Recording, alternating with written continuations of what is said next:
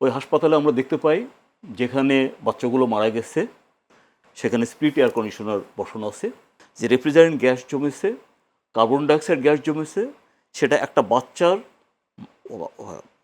সাস্টেনেবলের মাত্রা অতিক্রম করেছিল, যার ফলে বাচ্চাগুলো মারা গেছে।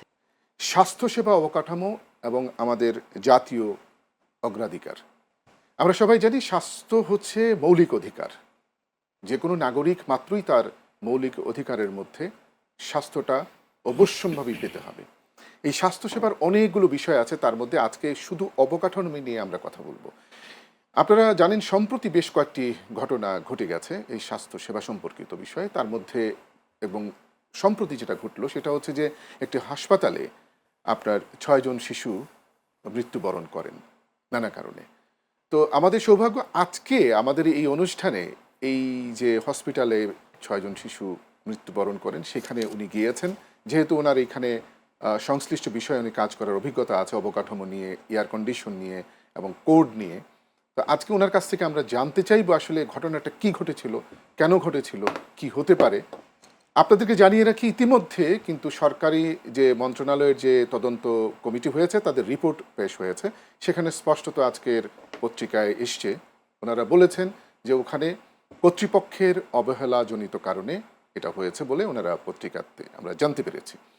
এছাড়াও আরও কিছু বিষয় আছে যেগুলো হচ্ছে টেকনিক্যাল, সেগুলো বিষয়ে আমরা একটু সহজভাবে জানার চেষ্টা করব। জনাব ইঞ্জিনিয়ার হাশমতুজ্জামান, আপনি এই বিষয় নিয়ে কাজ করেন, বাংলাদেশের অনেকগুলো বড় বড় প্রজেক্টে আপনি কনসালটেন্সি করেছেন। সেদিক থেকে একটু জানতে চাই আসলে ওই দিন আপনি যে পরিদর্শন করেছেন আদ্দিন হসপিটালে, ঘটনাটা কি ঘটেছিল? ধন্যবাদ আপনাকে। আমরা ঘটনার পরপরই দুপুরের দিকে আমরা 4 জন ইঞ্জিনিয়ার ইন্সপেকশনে যাই। ওই হাসপাতালে আমরা দেখতে পাই যেখানে বাচ্চাগুলো মারা গেছে সেখানে স্প্লিট এয়ার কন্ডিশনার বসানো আছে। আপনারা জানেন যে স্প্লিট এয়ার কন্ডিশনিং সিস্টেমে কোনো ফ্রেশ এয়ার সাপ্লাইয়ের ব্যবস্থা থাকে না, দ্যাট ইজ অক্সিজেন সাপ্লাইয়ের ব্যবস্থা থাকে না, এবং ওখান থেকে কোনো এক্সজস্ট সিস্টেমের ব্যবস্থা ছিল না। আর এছাড়াও স্প্লিট এয়ার কন্ডিশনিংয়ে সবসময় কিছু রেফ্রিজারেন্ট গ্যাস, সেই গ্যাসটা লিক করে। তো আরেকটা বিষয় থাকে না, সেটা হলো যে কোনো ফিল্ট্রেশনের ব্যবস্থা থাকে না। তো হসপিটালের পোস্ট অপারেটিভ বেড, যেখানে এই 4টা সিস্টেমই দেওয়া বাধ্যতামূলক, যেটা আমাদের ন্যাশনাল বিল্ডিং কোড, তার ভিতরে এর একটা সিস্টেমও ছিল না, যার ফলে ওখানে যে রেফ্রিজারেন্ট গ্যাস জমেছে, কার্বন ডাইঅক্সাইড গ্যাস জমেছে, সেটা একটা বাচ্চার সাস্টেনেবলের মাত্রা অতিক্রম করেছিল, যার ফলে বাচ্চাগুলো মারা গেছে। কীরকম সেটা? সেটা হলো যে আমাদের হুয়ের রিসার্চ অনুযায়ী, WHO রিসার্চ অনুযায়ী, একটা পূর্ণাঙ্গ মানুষ প্রতি 10 লক্ষ ভাগের 1000 ভাগ, অর্থাৎ 1000টা যদি মোলের ভিতরে একটা মোল এই রেফ্রিজারেন্ট থাকে তাহলে 8 ঘন্টা টিকে থাকতে পারে। আর 6 মাসের বাচ্চা পারে 10 লাখ ভাগের ভিতর মাত্র যদি 3 ভাগ থাকে, 3 ভাগে থাকলে সে 8 ঘন্টা বেঁচে থাকবে। এখন 2-3 দিনের বাচ্চা, একদিন কিংবা 2-3 দিনের বাচ্চা, তাদের তো কোনো আসলে মাত্রা নেই। ঘটনাটা আমরা আসলে যুগসূত্রটা দরকার, মানে কি ঘটেছিল আসলে? ওখানে গ্যাস লিক হয়েছিল?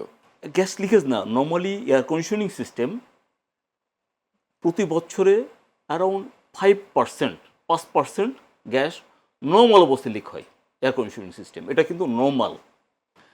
যে কারণে এই নর্মাল 5% লিকেজ হলেই যে পরিমাণ মাত্রা গ্যাসের মাত্রা আসবে, সেই মাত্রাটা ওই যে 3 ppm অ্যাক্সিড করবে, যার ফলে আমাদের ন্যাশনাল বিল্ডিং কোডে কিন্তু স্পষ্ট করে লেখা আছে যে split air conditioner, window type air conditioner, VRF type air conditioner এবং প্যাকেজের টাইপ এয়ার কন্ডিশনার নিষিদ্ধ, ব্যবহার নিষিদ্ধ।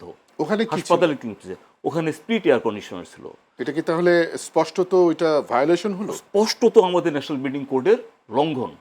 শুধু স্প্লিট এয়ার কন্ডিশনার, ওখানে ফ্রেশ এয়ার সাপ্লাইয়ের ব্যবস্থা ছিল না, কোনো ফিল্ট্রেশন, এয়ার ফিল্ট্রেশনের ব্যবস্থা ছিল না, এবং কোনো এক্সজস্টের ব্যবস্থা ছিল না। সো 3টা ক্ষেত্রে এখানে লঙ্ঘন হয়েছে।